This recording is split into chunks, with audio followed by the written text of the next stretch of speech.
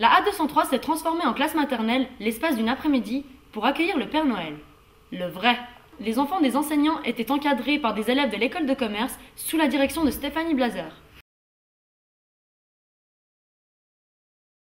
Cette année, 35 enfants, entre 35 et 40.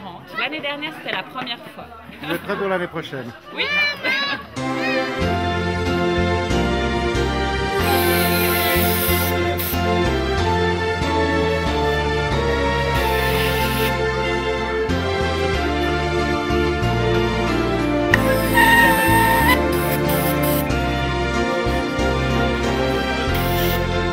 C'est la belle nuit de Noël, la neige étend son manteau blanc et les yeux levés vers le ciel, à genoux les petits enfants, avant de fermer les paupières, font une dernière prière.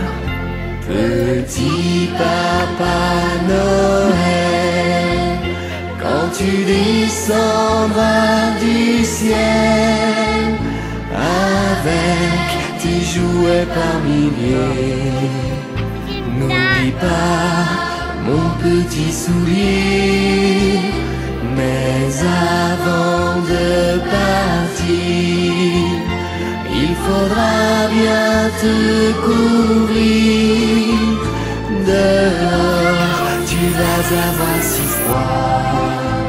C'est un peu à cause de moi. Il me tarde tant que le jour se lève pour voir si tu m'as apporté tous les beaux joujoux que je vois en rêve et que je t'ai commandé.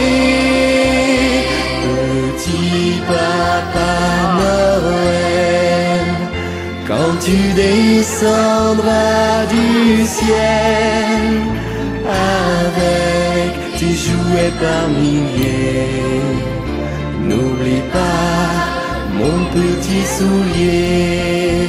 Le marchand de sable est passé, les enfants vont faire dodo et tu vas pouvoir commencer avec ta hotte sur le dos. Au son des cloches des églises, ta distribution de surprises. Petit Papa Noël, quand tu descendras du ciel avec tes jouets par milliers, n'oublie pas mon petit soulier. Si tu dois t'arrêter sur les toits du monde entier, tout ça avant demain matin, mets-toi vite en chemin. Et quand tu seras sur ton beau nuage, viens d'abord sur notre maison. Je n'ai pas été tous les jours très sage, mais j'en demande pardon. Petit Papa Noël, quand tu descendras du ciel avec tes jouets par milliers, n'oublie pas mon petit soulier.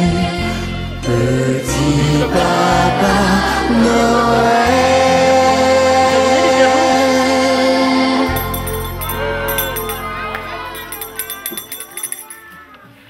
Ho ho ho, joyeux Noël! Petit Papa Noël.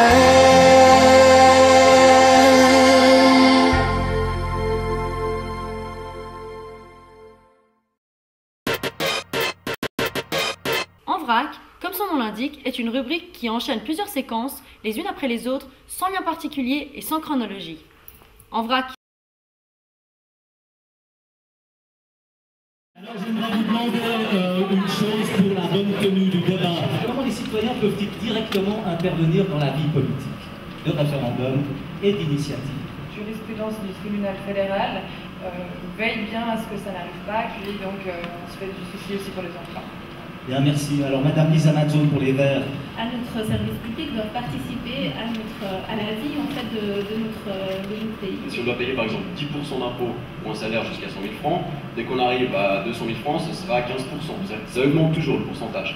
Il devrait payer un peu plus de 18 millions d'impôts, ce qui fait qu'il lui reste quand même 30 millions de francs. Il y a le risque de se retrouver avec des gens qui vont rester sur le territoire de façon clandestine. Si je comprends bien, quand on va bien, il ne faut pas mettre des impôts. Je comprends pas le principe de liste de crimes. Donc le fait de tenter de faire peur aux potentiels criminels ne change pas. C'est parce que là, on vous prétend que c'est seulement les gros revenus qui vont être imposés. C'est faux. Ça augmente des situations qui sont terribles. On n'a pas à Genève ou dans le canton de Vaud est compensé d'une certaine manière.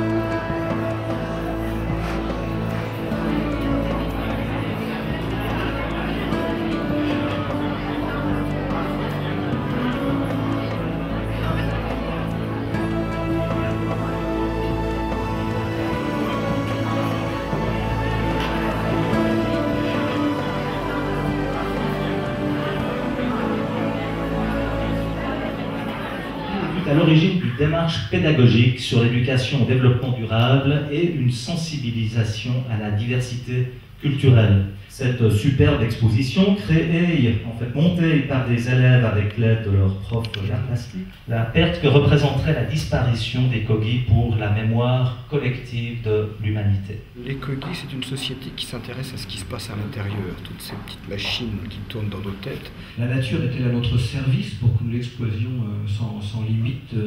On a tendance à l'oublier, mais on est des êtres de nature. Là-dedans, il y a de l'eau, 80% d'eau. Tous les minéraux de la Terre sont dans mon corps. Je suis avant tout un être de nature. Donc si je coupe les liens avec cette nature dont je viens, qui me porte et qui me fait vivre, c'est non seulement dommage, mais c'est très con. Toute une vision du monde qui était bien évidemment pas la même que la nôtre. Les Kogi sont des êtres humains comme tout le monde. Ils aiment, ils ont peur, ils chantent. C'est des êtres humains. Simplement, ils font un travail sur eux-mêmes, à la fois sur la gestion de leurs émotions et l'interrogation de leurs croyances, et à la fois qu'on va qualifier de spirituel, sur la qualité de la pensée. On a fait un premier film, donc, et ils nous ont demandé de le voir. Donc on leur a montré, évidemment. Le temps circulaire, ceux qui cultivent un peu leur jardin savent très bien ce que c'est. Si je plante pas la bonne semence ou pas la bonne graine au bon moment dans la bonne terre, au moment des récoltes, il n'y a rien. Un jour, on sera dans une salle de cinéma, puis on pourra regarder ce film ensemble. Vraiment, prenons conscience de ce qui nous relie aux autres et au monde, et nourrissons ça, parce que finalement, demain, on ne sait pas trop ce qui va se passer. Tout se passe maintenant, ici, au présent, donc profitons-en. Merci. De rien, c'était un plaisir. On va aller en Colombie. Colombie, c'est le premier pays du continent sud-américain, quand on rentre sur le continent. C'est à peu près 2 fois la France, en taille, la capitale Bogota. Et il se trouve que dans ce pays, il y a la plus haute montagne du monde en bordure de mer. La Salta Montaña del Mundo a la orilla del mar. Dans cette montagne vivent des Indiens. Alors les gens civilisés appellent les Indiens les sauvages, les archaïques, les sous-développés, les primitifs. Aujourd'hui, on a racheté 1500 hectares de terre qui ont été rendus à ces Indiens.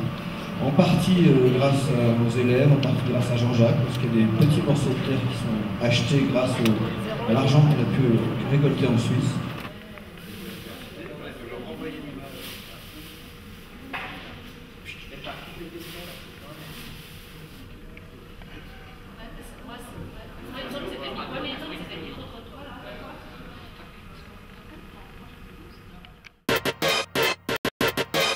Merci de nous avoir suivis. On se retrouve plus tard dans l'année scolaire pour d'autres sujets. En attendant, l'éclipse d'InfoPip. L'éclipse d'InfoPip. L'élite d'InfoClips. L'élite d'InfoClips. L'éclipse d'InfoClips. L'éclipse d'InfoClips. Vous donne donc rendez-vous dans quelques semaines.